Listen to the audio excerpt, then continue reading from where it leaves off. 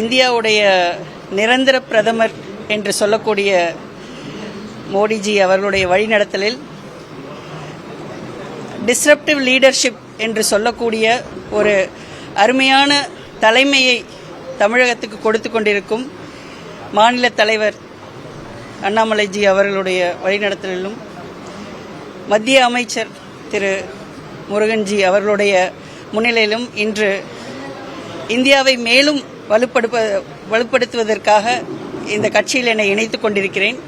மாற்று அரசியல் தேவை என்று நான் கிட்டத்தட்ட 11 வருடங்கள் வெளிநாட்டில் வசித்து இங்கே வந்தபோது மக்கள் நீதி மையத்தில் இணைந்தேன். திரு கமல்ஹாசன் அவர்கள் முன்னிலையில் அவருடன் 3 வருடம் பயணித்து திருப்பூர் சட்டமன்ற தொகுதியில் போட்டியிட்டேன்.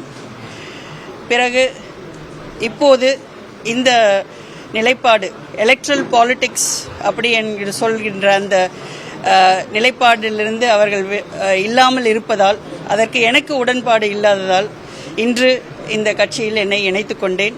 மேலும் இந்த கட்சியை வலுப்படுத்தி கோயம்புத்தூர் அங்கிருந்து வந்திருக்கேன்.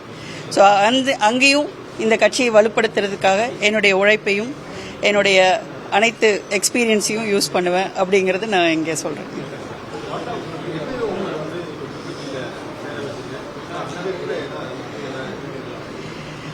மாற்று அரசியல் அப்படின்னா ஒரு மாற்றம் வேணும். வல்லமை தாராயோ இந்த மாநிலம் பயனுற வாழ்வதற்கேன்னு சொன்னாங்க.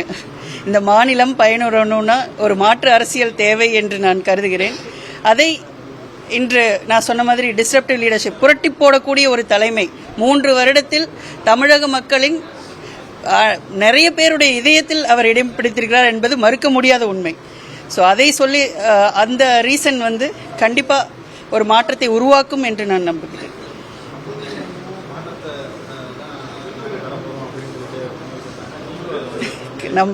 கண்டிப்பாக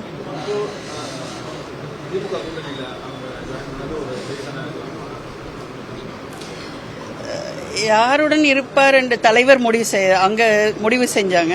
பட் மாற்று அரசியல், அதாவது எலக்ட்ரல் பாலிடிக்ஸ், அதாவது அரசியலில் நின்று நாங்கள் போட்டியிட வேண்டும் என்று நான் மட்டும் இல்லைங்க, நிறைய பேர் விருப்பப்பட்டாங்க அந்த கட்சியில். அதில் அதில் ஒரு சோகமே இருக்குன்னு சொல்லலாம். நிறைய பேருக்கு அதில் வருத்தம் தான்.